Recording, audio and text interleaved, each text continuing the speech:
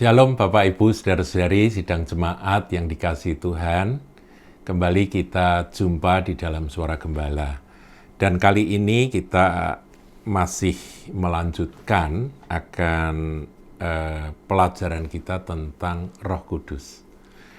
Yang terakhir kita sudah membahas bahwa kalau Roh Kudus itu datang, maka Dia akan menginsyafkan dunia akan dosa, kebenaran, dan penghakiman. Kita sudah bahas itu.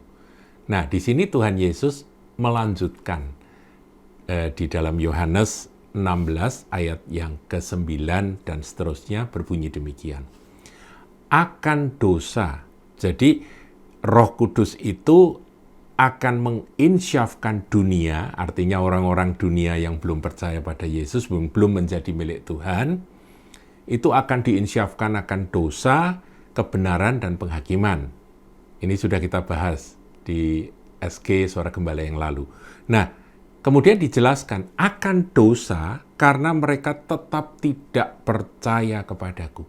Jadi pada waktu Tuhan Yesus ada di atas muka bumi, 3,5 tahun lamanya Tuhan Yesus itu mengajar, menegur, berbicara, dan juga melayani akan orang-orang Israel pada waktu itu, mereka tetap tidak percaya, saudara. Jadi mereka belum bisa diinsyafkan akan dosa yang mana mereka itu sebetulnya nggak mungkin bisa lepas dari dosa itu dan mereka membutuhkan akan juru selamat. Mereka butuh akan sang penebus itu. Nah, ini belum kena pada waktu 3,5 tahun Tuhan Yesus ada. Ada juga yang bertobat, seperti kita sudah pelajari Petrus yang bertobat, ya, yang tinggalkan aku Tuhan sebab aku orang berdosa, ya, ketika dia menjala ikan kemudian dia mendapatkan hasil yang begitu banyak dan dia hancur hati. Dia sujud di hadapan Tuhan dan dia berkata, tinggalkan aku Tuhan.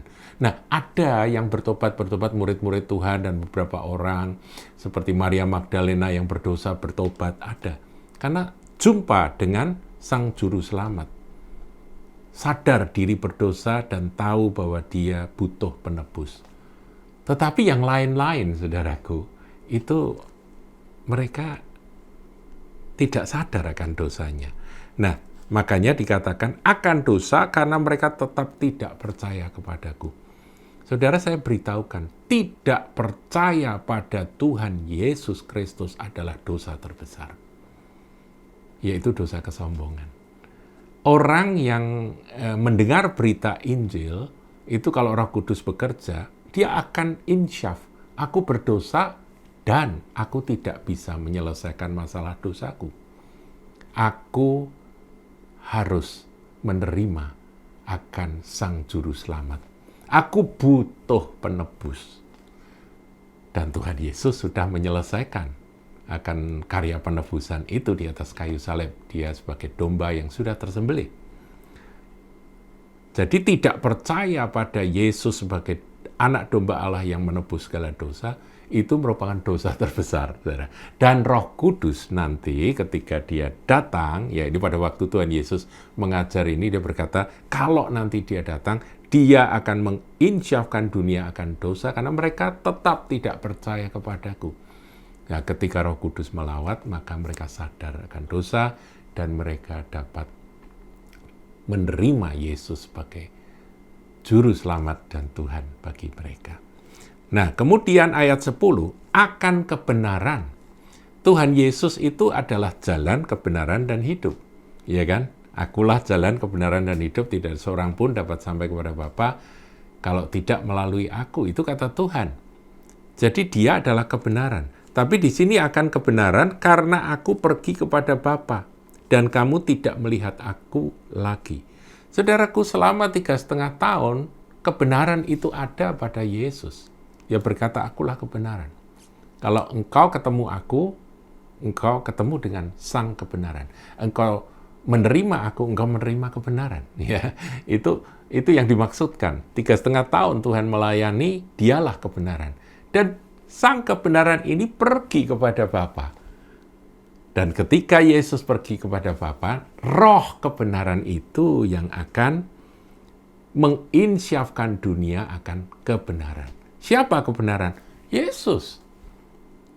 Jadi Roh Kudus itu nanti akan membimbing orang, menuntun orang untuk insyaf akan kebenaran.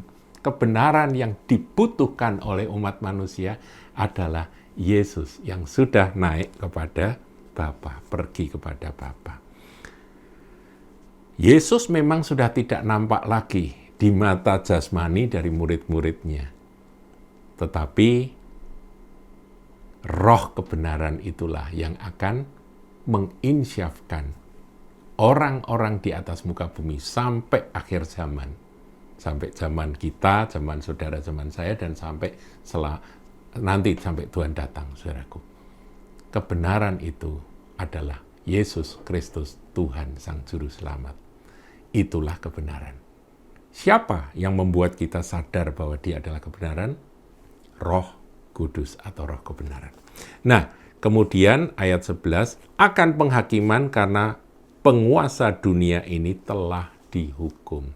Jadi penghakiman itu nanti akan diinsyafkan karena penguasa dunia, iblis itu sudah dikalahkan. Dan penghakiman yang mengancam manusia itu sudah diselesaikan melalui penebusan Tuhan Yesus. Iblis yang terus mendakwa, menuduh, sudah dikalahkan oleh Tuhan. Nah, saudaraku, inilah salah satu karya dari Roh Kudus. Kemudian ayat 12. Masih banyak hal yang harus kukatakan kepadamu, tapi sekarang kamu belum dapat menanggungnya. Tuhan tahu keterbatasan murid-muridnya untuk menampung, menerima akan semua pengajaran-pengajaran yang harus dia sampaikan. Tapi kemudian ayat 13 dia katakan, tetapi apabila Ia datang, yaitu Roh kebenaran, Ia akan memimpin kamu ke dalam seluruh kebenaran. Sebab Ia tidak akan berkata-kata dari dirinya sendiri, tetapi segala sesuatu yang didengarnya itulah yang akan dikatakannya, dan Ia akan memberitakan kepadamu hal-hal yang akan datang. Jadi Roh Kudus itu akan menyampaikan apa yang dia terima dari Bapa dan Anak, dari Bapa dan Tuhan Yesus, dan dialah yang akan membisikkan kepada kita, umat milik kepunyaan Tuhan. Dan dia juga akan memberitahukan hal-hal yang akan datang. Jadi kalau Roh Kudus itu menguasai seseorang, terkadang dia akan beritahukan akan terjadi apa, dia akan beritahu. Makanya Roh Kudus itu sebetulnya roh yang kalau bekerja pada saat tertentu dia akan bergerak dengan roh nubuatan yang mana berbicara akan hal-hal yang akan datang. Ya, saudaraku, ayat 14 kita akan tutup di sini. Ia akan memuliakan aku. Jadi Roh Kudus itu memuliakan Yesus. Kalau ada orang penuh Roh Kudus tapi memuliakan dirinya sendiri, ya, meninggi-ninggikan dirinya sendiri, waspada, saudaraku. Itu bukan Roh Kudus. Atau orangnya pertama betul-betul dikuasai Roh Kudus, tapi karena dia memilih untuk meninggikan dirinya sendiri, maka Roh Kudus meninggalkan dia. Yang menguasai dia ganti adalah roh kesombongan dan roh iblis, saudara.